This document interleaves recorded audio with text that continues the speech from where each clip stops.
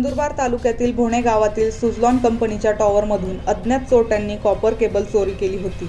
याबाबत 17 मार्च 2025 रोजी शहादा पोलीस ठाण्यात गुन्हा दाखल झाला होता।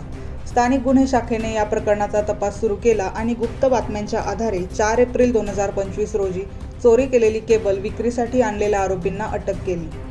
स्थानिक गुन्हे शाखेच्या पथकाने नंदुरबार ते नवापूर रोडवरील हॉटेल मोतीलीला जवळ संशयित 4 आरोपींना ताब्यात घेतले। तपासात त्यांना 300 किलो कॉपर केबलसह एक पांढऱ्या रंगाच्या 4 चाकी वाहन सापडले। आरोपी अनिल पाटील, ज्ञानेश्वर पाटील, वाहिद पिंजारी आणि तय्यब शाह यांचे कबूल केले की त्यांनी 2 ते 2.5 महिन्यांपूर्वी चोरी केली होती आणि केबल विक्रीसाठी ते सौरव केसरीमल जैन यांच्याकडे घेऊन गेले होते। सौरव जैन यासही अटक करण्यात आली। त्याने चोरी केलेली केबल 5 ते 6 दिवसांपूर्वी विकत घेतल्याची कबुली केली। एकूण 5,40,000 रुपये किमतीचा मुद्देमाल जप्त करण्यात आला। आरोपींविरुद्ध नंदुरबार तालुका पोलीस ठाण्यात गुन्हा दाखल करण्यात आला असून पुढील तपास चालू आहे।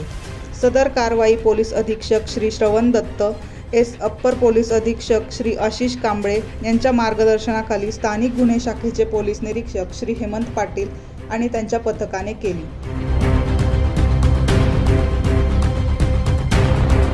24 लाईव्ह महाराष्ट्र न्यूजसाठी योगेश पवार, नंदुरबार।